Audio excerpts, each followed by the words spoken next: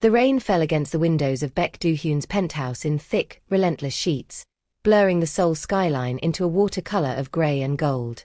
Nia Adeyemi stepped out of the private elevator, her heart beating with the quiet anticipation of surprising the man she loved.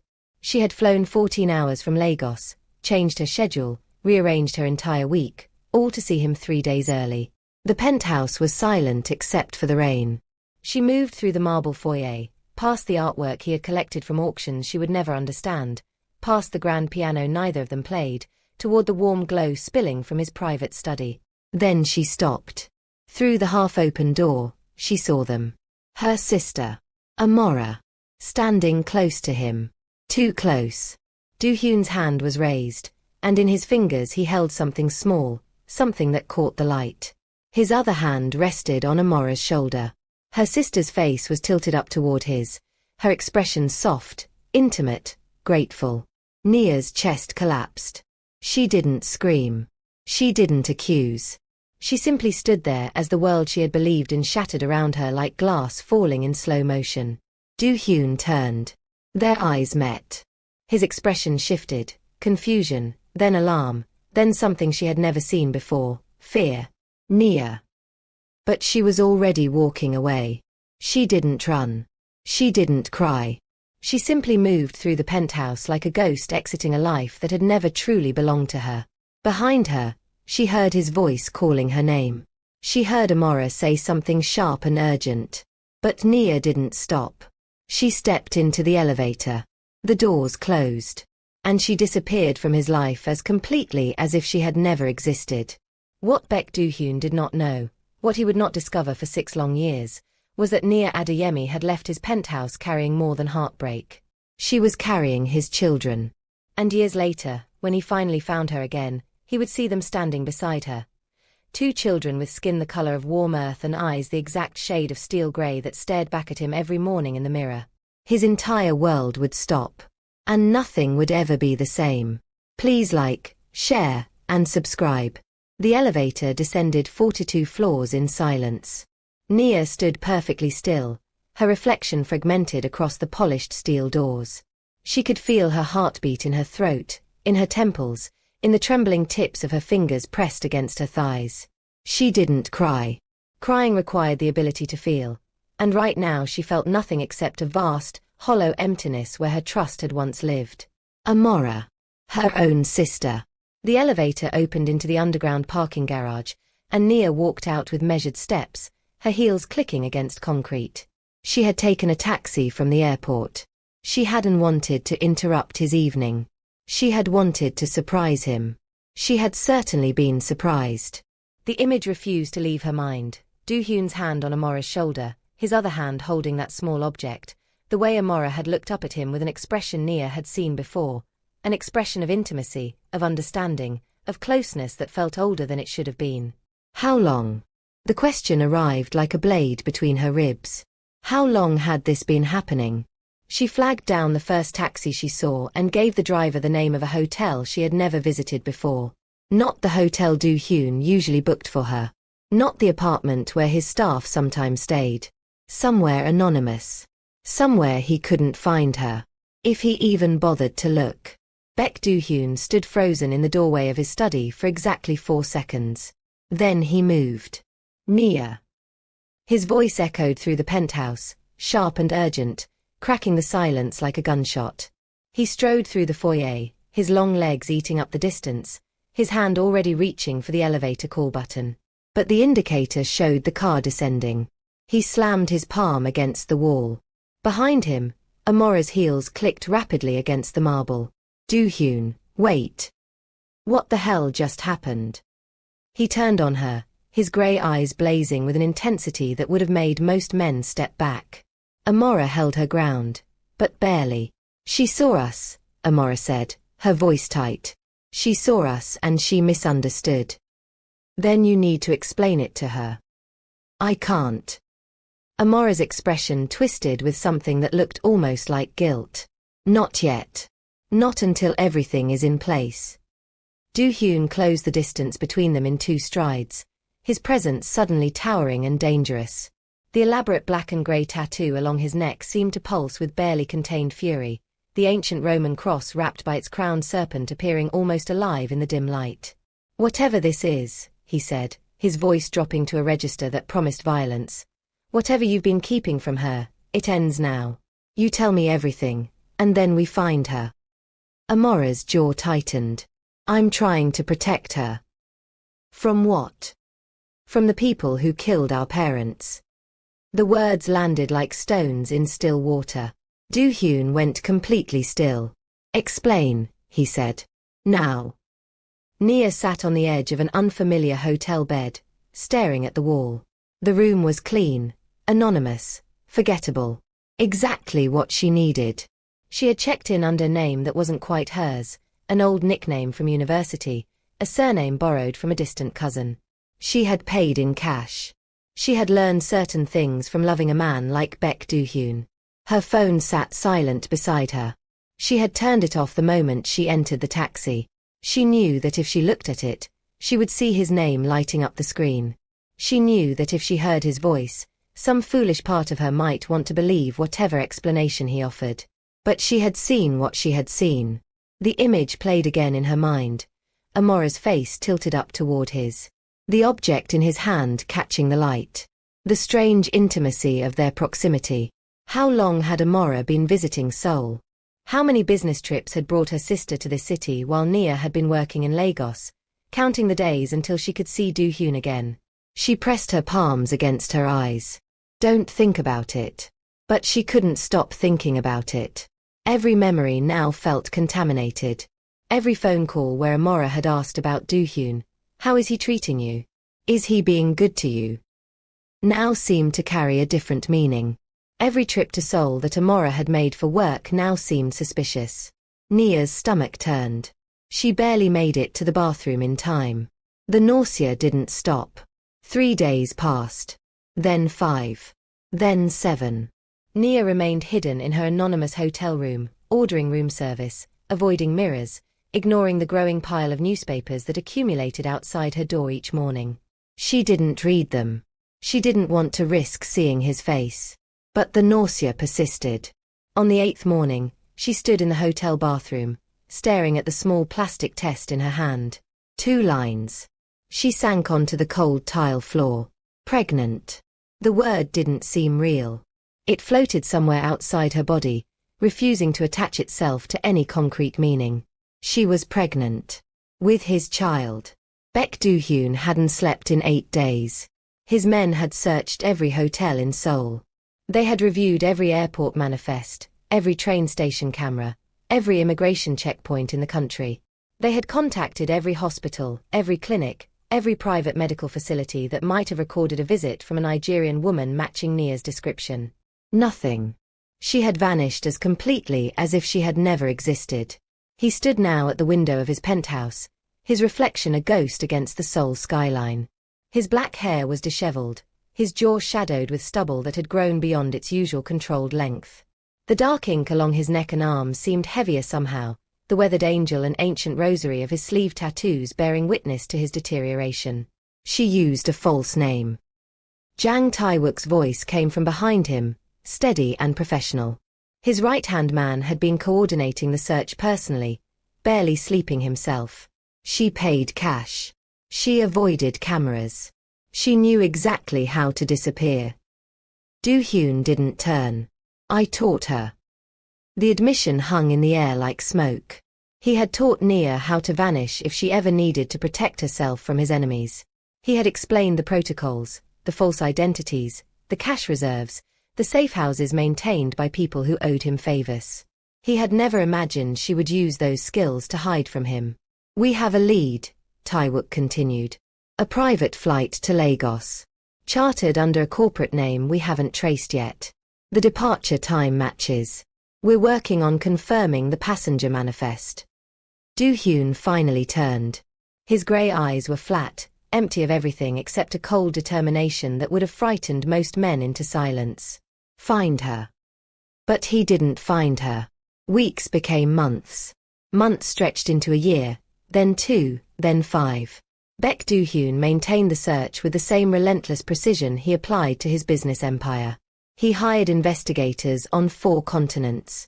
He called in favors from organizations that operated outside any legal framework. He spent millions, tens of millions, chasing ghosts and dead ends. Nia Adeyemi had disappeared from the face of the earth. And every time he closed his eyes, he saw the same image, her face in that final moment before she turned away. Not angry, not crying, not accusing, just empty, as if everything she had ever felt for him had simply ceased to exist. Amora had eventually told him everything. 2 weeks after Nia's disappearance, when it became clear that his search would require more resources than even he possessed, Amora had appeared at his penthouse unannounced. She had sat in his study, the same room where everything had fallen apart, and she had explained. Their parents hadn't died in a car accident. They had been murdered.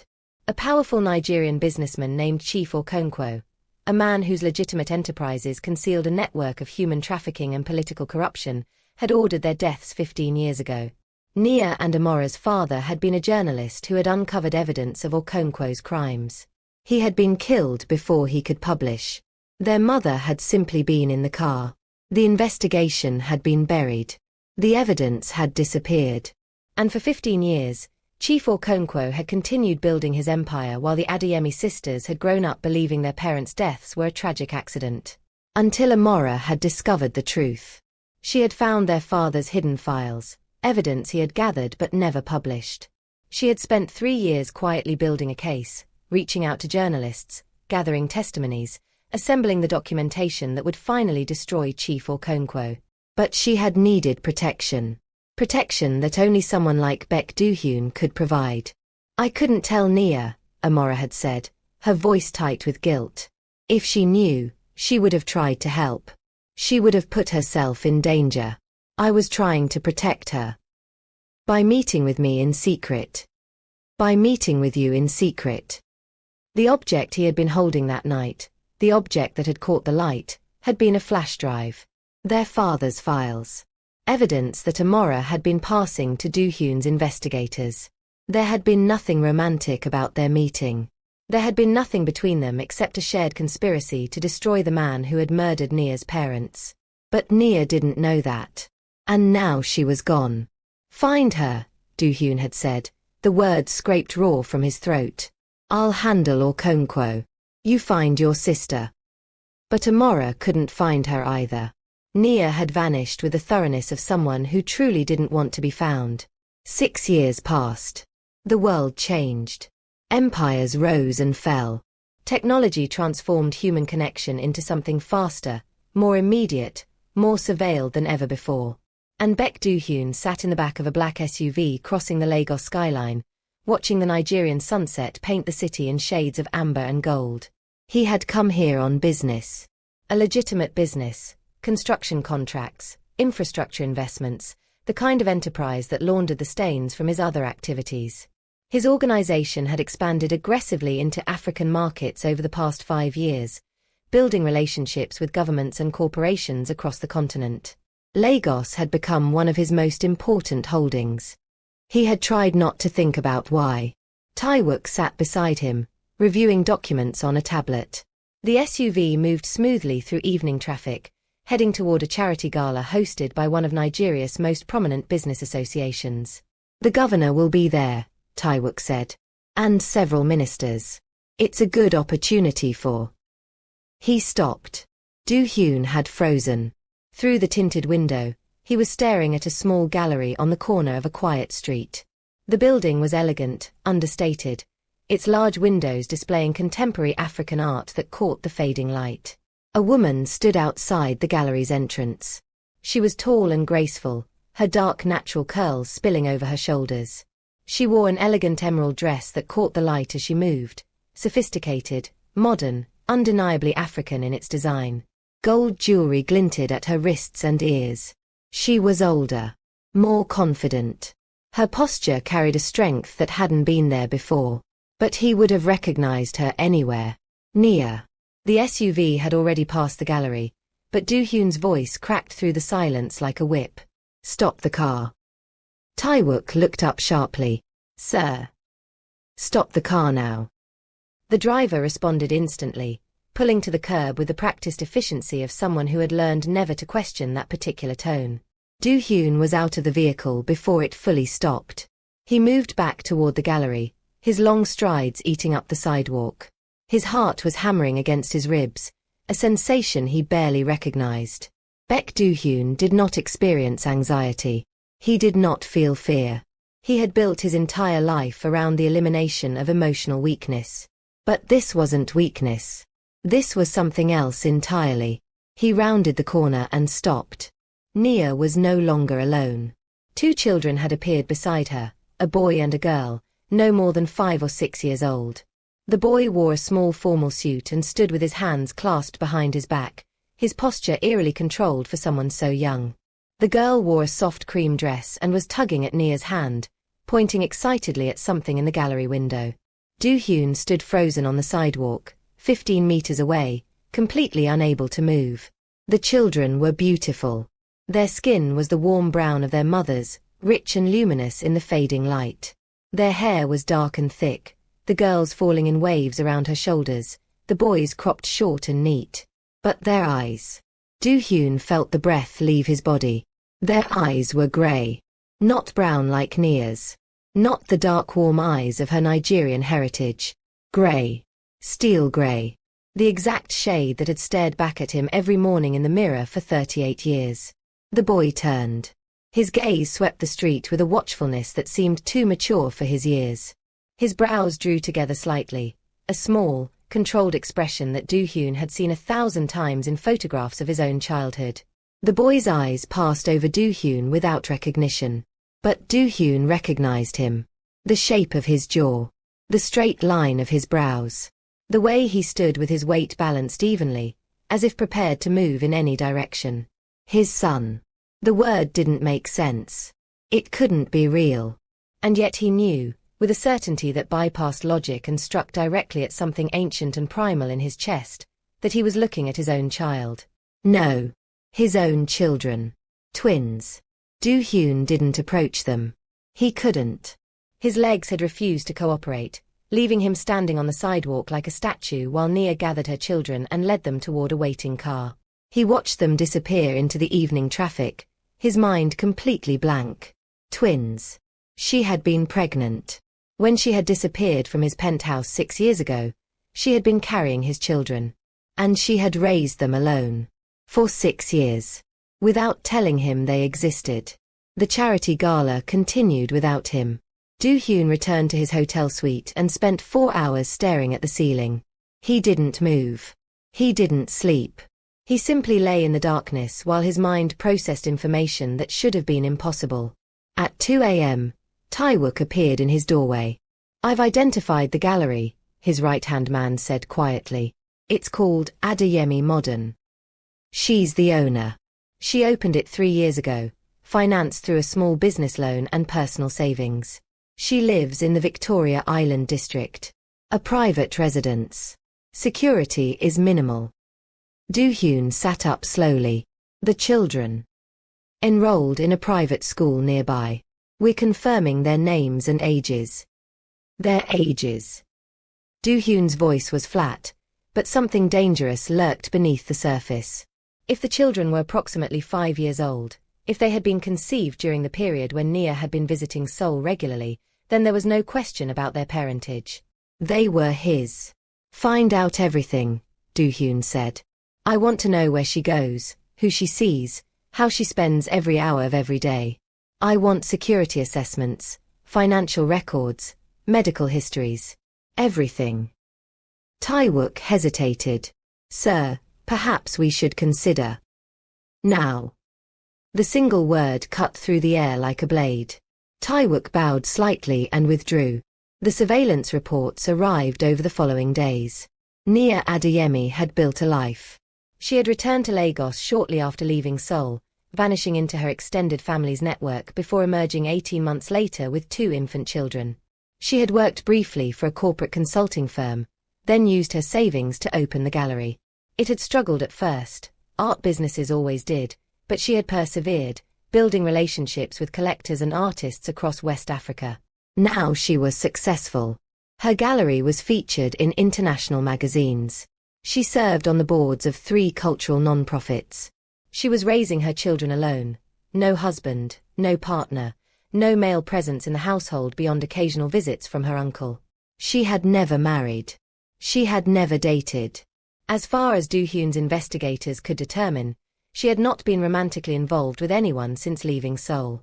He read that detail 3 times before setting the report aside. The children's names were Eli and Maya. They had been born at a private hospital in Lagos 7 months after Nia's disappearance. Their birth certificates listed no father. Their medical records showed they were healthy, developmentally normal, bilingual in English and Yoruba with basic Korean. Do-hyun stopped reading. Basic Korean. She had taught them his language. He stood up abruptly, the report falling from his hands. His chest felt tight, constricted by emotions he had spent his entire adult life learning to suppress. She had taught his children Korean. Despite believing he had betrayed her. Despite raising them alone for 6 years.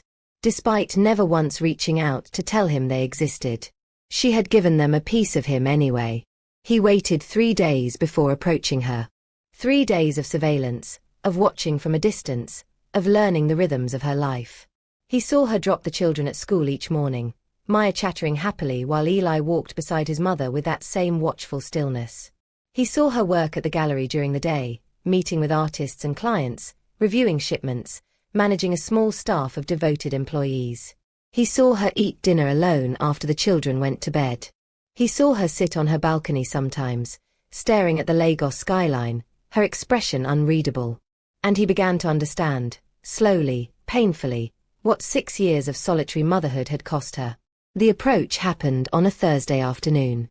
Nia was leaving the gallery for lunch, walking toward a small cafe she frequented. She moved through the Lagos streets with the confidence of someone who knew her city, her elegant cream blouse catching the afternoon light. Do-hyun stepped into her path. She stopped. For a long moment, neither of them moved.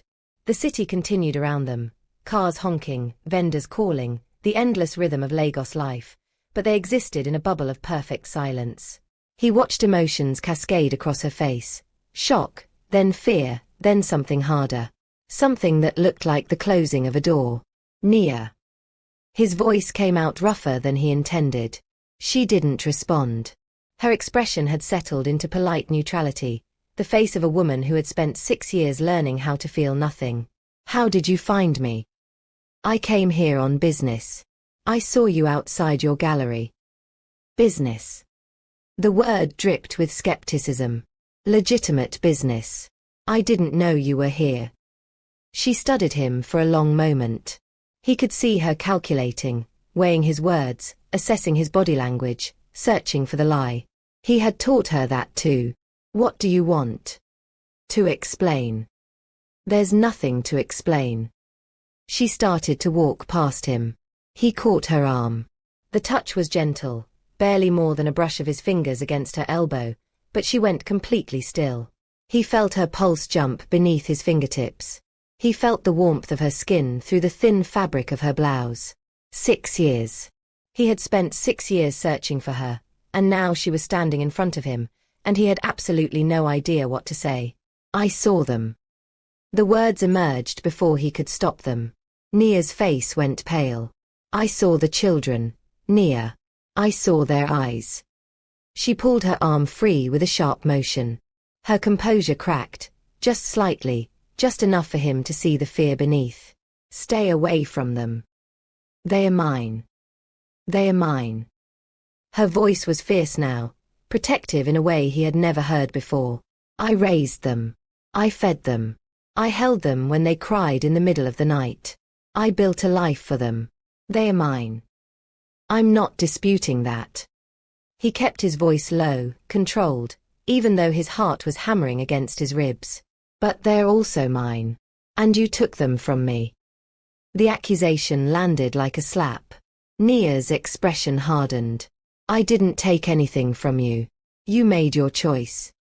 What choice? I saw you with her. The words came out sharp, bitter, carrying 6 years of buried pain. I saw you with my sister. I saw how you looked at her. I saw what you were doing. I was protecting you. Stop lying to me. I have never lied to you. The statement hung between them, heavy with implications neither of them wanted to examine. Nia shook her head slowly. I can't do this. Not here. Not now. Then when? Never. She stepped around him and continued walking toward the cafe. Do-hyun watched her go. He didn't follow. But he also didn't leave. That night, Nia sat on the edge of Maya's bed, watching her daughter sleep. Maya had her father's eyes. It was the thing Nia had never been able to escape. Every morning, she woke to those steel-grey eyes, identical to the ones that had once looked at her with tenderness, with hunger, with something she had believed was love. And now he was here. In her city. Near her children. Close enough to destroy everything she had built. She had spent 6 years convincing herself that she had made the right choice. She had told herself that the children were better off without a father who betrayed their mother.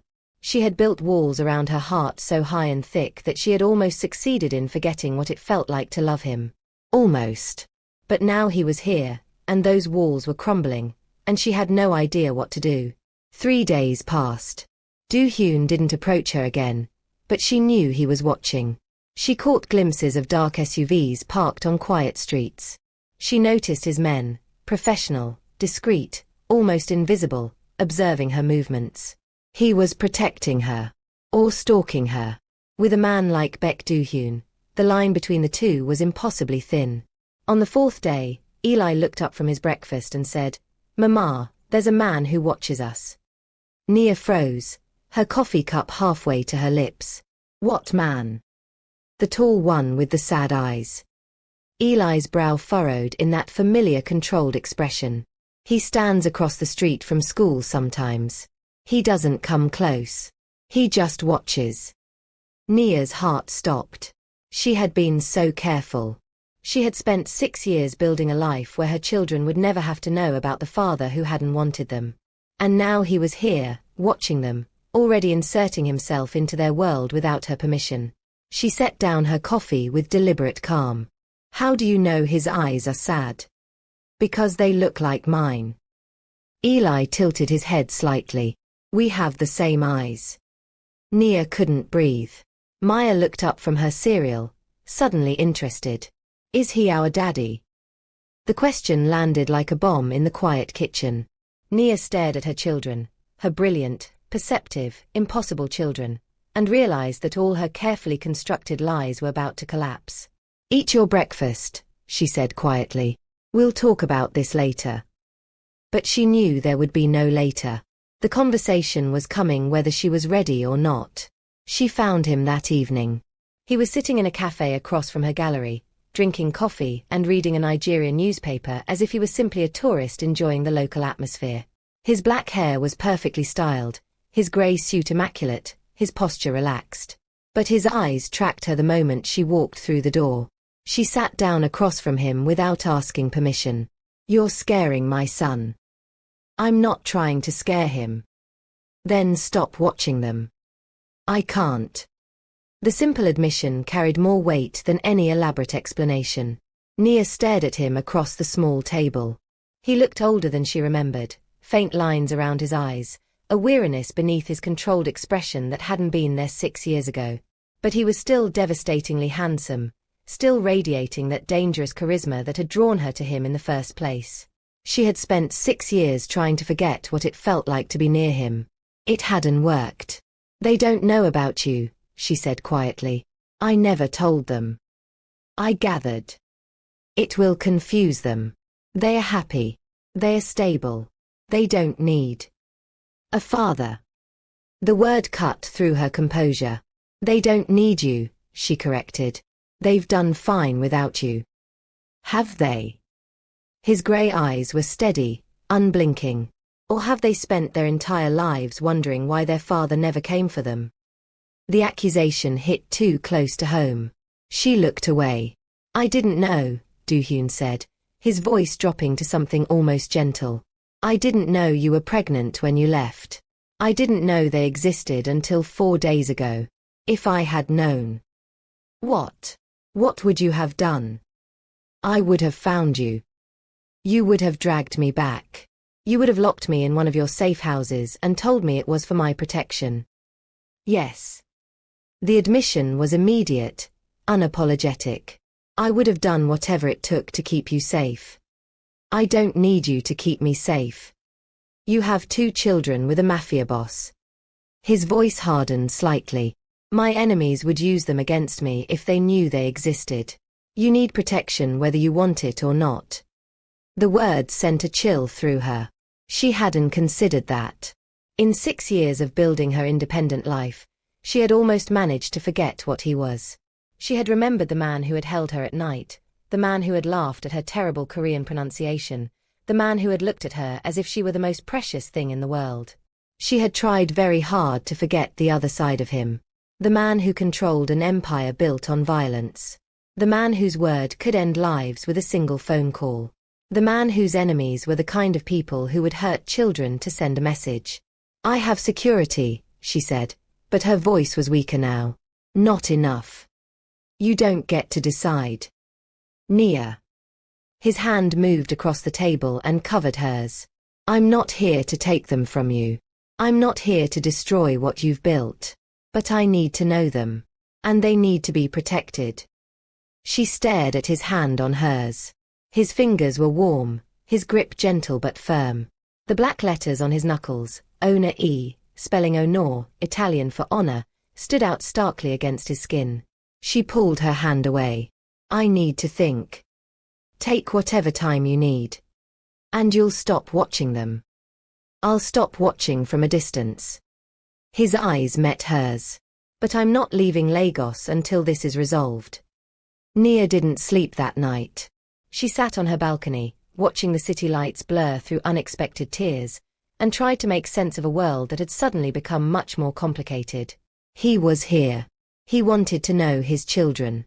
And despite everything, despite 6 years of anger and hurt and carefully constructed indifference, some part of her still wanted to believe him. She had never given him a chance to explain. The realization arrived like a blade in her chest. She had seen him with Amora. She had assumed the worst. She had fled without asking a single question. What if she had been wrong? The answer came 2 days later. Amora called. Nia almost didn't answer. She hadn't spoken to her sister in over a year, not since their last fight about the children, about secrets, about all the things Amora refused to explain. But something made her pick up the phone. Nia. Amora's voice was urgent. I know he found you. I know he's there. You've been talking to him. I've been working with him. 4 years. Since before you left. The words didn't make sense. Working with him on what? On the case against Chief Okonkwo. Nia went still. Chief Okonkwo. The name was familiar, a powerful businessman, politically connected, occasionally mentioned in the news for his philanthropic activities. What does Chief Okonkwo have to do with anything? He killed our parents, Nia. The world went silent. That's not possible. They died in a car accident. They were murdered. Amora's voice cracked. Papa was a journalist. He was investigating Okonkwo's trafficking operations. Okonkwo had them killed before he could publish. Nia couldn't breathe. I found Papa's files 3 years before you met Do-hyun. I've been building a case ever since. But I needed protection. I needed resources. Do-hyun has both. So that night, I was giving him evidence. He was holding a flash drive, Papa's files. I was standing close because we were looking at documents together. There was nothing romantic between us. There has never been anything between us. Nia's hand was shaking so badly she could barely hold the phone. Why didn't you tell me? Because if you knew, you would have tried to help. You would have put yourself in danger. And Okonkwo's people were watching us. Both of us. If they suspected you knew anything, they would have killed you too. Tears were streaming down Nia's face now. I thought he betrayed me. I know. I ran away. I took his children. I never let him explain. I know. Amora's voice was thick with guilt. It's my fault. All of it. I should have found a way to tell you. I should have. You should have trusted me. The anger arrived suddenly, sharp and clean. You should have let me make my own choices instead of deciding what I could handle. I was trying to protect you. Everyone is always trying to protect me. Nia's voice rose. Do-hyun. You. Everyone makes decisions about my life without asking me. And I'm the one who pays the price. The line was silent for a long moment. You're right, Amora said quietly. I'm sorry. Sorry doesn't give me back 6 years. No, it doesn't. Nia hung up. She sat in her silent living room, staring at the phone in her hand, and tried to understand what she had just learned. Her parents had been murdered. Her sister had been secretly investigating their deaths for years. Do-hyun had been helping her. And Nia had run away from the only man she had ever loved based on a misunderstanding. She had raised his children alone. She had spent 6 years convincing herself he was a monster. And she had been wrong. The following morning, Nia dropped the children at school and drove directly to Do-hyun's hotel. She didn't call ahead. She didn't ask permission. She simply walked through the lobby, took the elevator to the penthouse floor, and knocked on his door. He opened it immediately, as if he had been expecting her. Amora called me, she said. He stepped aside to let her in. They talked for 3 hours. He told her everything, the investigation, the evidence, the years he had spent trying to find her while simultaneously working to destroy the man who had murdered her parents. She told him about the pregnancy, the birth, the early years when the twins had cried through the night and she had walked the floor alone, wondering if she had made a terrible mistake. She told him about Eli's first steps, Maya's first words. She told him about their personalities, their quirks, their fears and hopes and dreams. She gave him 6 years in a single conversation. And when she was finished, when she had poured out everything she had kept locked inside her for so long, he was silent. He sat across from her in the elegant hotel suite, his grey eyes fixed on her face, and he didn't say anything for a long moment. Then he spoke. I searched for you. I know. I spent millions. I used every resource I had. I called in favors from organizations that could topple governments. I know. And I never stopped. His voice cracked slightly, the first sign of vulnerability she had seen from him. Even after I gave up hope of finding you, I never stopped wondering where you were. What happened to you? Whether you were safe. Her eyes filled with tears. I thought you betrayed me. I know. I should have asked. I should have stayed long enough to hear your explanation. Yes. You should have. The words weren't accusatory. They were simply true. She had made a choice 6 years ago. It had been the wrong choice. And they had both paid the price. What do we do now? She asked. He stood up slowly and crossed the room to where she sat today. He knelt in front of her, his grey eyes level with hers. Now, he said quietly, you let me meet my children. The meeting happened 2 days later. Nia had spent 48 hours preparing the twins, explaining that there was someone important who wanted to meet them. She hadn't said the word father yet, that felt too enormous, too final, but she had hinted that this person was connected to them in a way that would become clear. Maya had been excited. Eli had been suspicious. When Do-hyun arrived at the house, he was carrying 2 gifts, a delicate gold bracelet for Maya and a small leather-bound journal for Eli. He had asked Nia what they liked, and she had told him. Maya loved beautiful things, and Eli loved to write. He stood in the doorway of her living room, looking at his children for the first time without the barrier of distance between them. Maya approached him immediately. You're the man with the sad eyes, she said. Do-hyun's breath caught. Yes, he said quietly. I am. Why are you sad? Because I missed you. The words seemed to cost him something. I missed you very much, and I didn't even know you existed. Maya tilted her head, considering this. Well, you know now, she said pragmatically, so you can stop being sad. A ghost of a smile crossed Do-hyun's face. I'll try. Eli hadn't moved from his position near the window. He stood with his arms crossed, his grey eyes, identical to his father's, watching the interaction with guarded skepticism. "Why should we trust you?" he asked. The question was so adult, so protective, that Nia felt her heart break a little. Her son had been trying to be the man of the house. At 5 years old, he had been trying to protect his mother and sister from a world he sensed was more dangerous than she had told him. Do-hyun turned to face his son. "You shouldn't trust me," he said simply. "Not yet. Trust has to be earned. All I'm asking is for the chance to earn it." Eli studied him for a long moment. "You hurt Mama," he said. "You made her sad." "I know. If you hurt her again, I'll make you leave." The declaration was delivered with such fierce certainty that Do-hyun actually smiled. A real smile, the first Nia had seen from him since he had reappeared in her life. "You have my word," he said. "If I hurt her again, I'll leave voluntarily." Eli considered this, then nodded once. "Okay," he said. "You can stay for dinner." The dinner was awkward. Do-hyun didn't know how to talk to children. He was accustomed to commanding rooms full of dangerous men, to negotiating with politicians and criminals, to wielding power with precision and control. None of that prepared him for Maya's endless questions or Eli's watchful silence. But he tried. He answered Maya's questions about Korea, about his work, sanitized heavily, about whether he had any pets. He didn't, but he was now considering it. He asked Eli about school, about his writing, about what books he liked. And slowly, gradually, the tension in the room began to ease. By the end of the evening, Maya had decided that Do-hyun was nice but weird, and Eli had upgraded him from suspicious person to person worth observing further. It wasn't much, but it was a start. The weeks that followed were strange and delicate. Do-hyun extended his stay in Lagos indefinitely.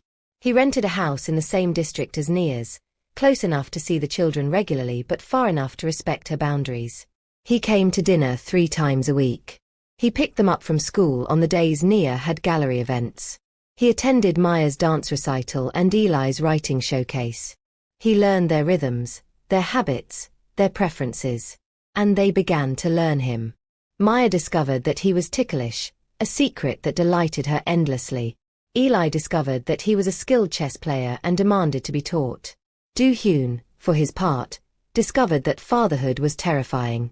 He had faced down rival crime bosses, survived assassination attempts, built an empire from nothing through sheer force of will.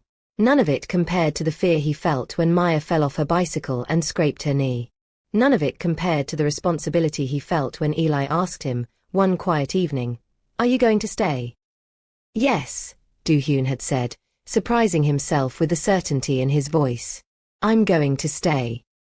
2 months after the first dinner, everything changed. Nia was working late at the gallery when her phone buzzed with an unfamiliar number. Ms. Adeyemi. The voice was male, cultured, faintly threatening. "I believe you have something that belongs to me." Her blood went cold. "Who is this?" "My name is Kang Hyukjin. I'm an associate of Baek Do-hyun's, or rather, I was, until he decided to betray our agreement. I understand he has children now. Beautiful children. With eyes just like his." Nia couldn't breathe. "Stay away from them." "I would, except that Do-hyun has made that impossible. He destroyed 3 of my operations last month. He killed 17 of my men. He seems to think he can act with impunity now that he's playing house in Lagos. Whatever is between you and him has nothing to do with my children. Everything about his life has something to do with your children, Ms. Adeyemi. That's how this works. That's how it has always worked." The line went dead. Nia stood frozen in her gallery, her phone clutched in her trembling hand. Then she called Do-hyun. He arrived within 20 minutes. His face was pale, his expression harder than she had ever seen it. The dark ink along his neck seemed to pulse with barely contained fury as he listened to her describe the phone call. "Kang Hyukjin," he said. "He's the head of a rival organization in Seoul. We've been at war for 2 years. You didn't tell me. I didn't want to frighten you. I have a right to know when my children are in danger." "I know." He ran a hand through his hair, a rare display of agitation. I thought I had contained the threat. I thought he didn't know about you. About them. Well, he knows now. The words hung between them. Do-hyun was silent for a long moment. Then he made a decision. I'm pulling you out, he said. All three of you. Tonight. We'll go somewhere safe, somewhere he can't reach. I'm not running. Nia. I spent 6 years running from my problems. I'm not doing it again. She stepped closer to him, her dark eyes fierce. We face this together, or we don't face it at all. He stared at her. In that moment, he saw something in her that he had always known was there but had never fully appreciated. A strength that matched his own. A determination that would not bend. Together, he said quietly. She nodded. Together. The next 48 hours were a blur of activity. Do-hyun's men flooded into Lagos. Dozens of them, professionals who moved through the city like shadows. They established a security perimeter around Nia's house, the gallery, the children's school. Taewook coordinated the operation with his usual efficiency, his dark eyes missing nothing as he assessed every potential threat. Hyukjin has people in the city, he reported. 3 teams, at least. They're watching the house. Then watch them back, Do-hyun said. And when they make a move, be ready. The attack came 3 days later. Nia was picking the children up from school when she noticed the black van parked across the street. It had been there for several minutes, engine idling, windows tinted too dark to see inside. Her instincts, sharpened by 6 years of surviving alone, screamed at her to move. She grabbed Maya's hand, pulled Eli close, and walked quickly toward her car. The van's doors opened. 3 men emerged, moving with the coordinated precision of professionals. Nia's heart stopped. Then Do-hyun's men appeared. They seemed to materialize from nowhere, from parked cars, from nearby buildings, from the crowds of parents and children. They intercepted the attackers with brutal efficiency, and within seconds, the situation had changed entirely. One of the attackers was down. Another was restrained. The third had managed to pull a weapon, but Taewook was already there, disarming him with a single smooth motion. And then Do-hyun was beside her. He had appeared from somewhere, she hadn't seen where, and now he was standing between his family and the threat, his body a shield, his grey eyes cold as steel. Take the children, he said quietly. Get in the car. My men will escort you home. What about you? I'm going to end this. The confrontation with Kang Hyukjin happened that night. Nia wasn't there for it. She was at home, surrounded by Do-hyun's men, holding her children close and praying to every deity she had ever heard of. But she learned what happened later. Do-hyun had found Hyukjin at a luxury hotel downtown. He had walked into the suite alone, without backup, without weapons visible, though Nia suspected he was never truly unarmed. The conversation had been brief. You threatened my children, Do-hyun had said. They're leverage, Hyukjin had replied. Surely you understand. You've done the same thing 100 times. I've never touched children. Then you've been weak. Do-hyun had been silent for a moment. Then he had made a choice. He had offered Hyukjin something no one expected. A truce. Not peace, that was impossible between them, but an agreement. Do-hyun would pull out of certain territories. He would cede certain operations. He would give Hyukjin victories he hadn't earned. In exchange, the children would be protected. Forever. You're sacrificing your empire for them, Hyukjin had said, incredulous. I'm protecting what matters, Do-hyun had replied. You wouldn't understand. The agreement had been struck. And for the first time in years, Baek Do-hyun had chosen family over power. He returned to Nia's house at 3 a.m. She was waiting for him on the porch, wrapped in a blanket against the cool night air. Is it over? It's over. She studied his face in the dim light. He looked exhausted, more tired than she had ever seen him. But something had changed in his eyes. Some of the hardness had softened. What did you give up? Nothing that matters. She knew he was lying. She knew that whatever agreement he had made had cost him dearly, territories, operations, years of work. But he had done it for them. "Come inside," she said quietly. He followed her into the house. The children were asleep in their beds, watched over by guards who had positioned themselves in every corner of the house. Do-hyun stood in the doorway of their room, looking at them the way a drowning man looks at air. "I almost lost them," he said. "But you didn't. Because I was here. Because I finally found you." He turned to face her. "If I hadn't come to Lagos, if I hadn't seen you that day outside your gallery." "Don't." She stepped closer, placing her hand on his chest. "Don't think about what could have happened. Think about what did happen. You protected them. You protected us." His hand came up to cover hers. "I've made so many mistakes," he said quietly. "With you. With everything. So have I. Can we start over?" The question hung between them, heavy with the weight of 6 years of pain and misunderstanding. Nia looked up at him, at this man who had once held her heart, who had fathered her children, who had just sacrificed his empire to keep them safe. "No," she said. His face fell. "We can't start over," she continued. "But we can start again.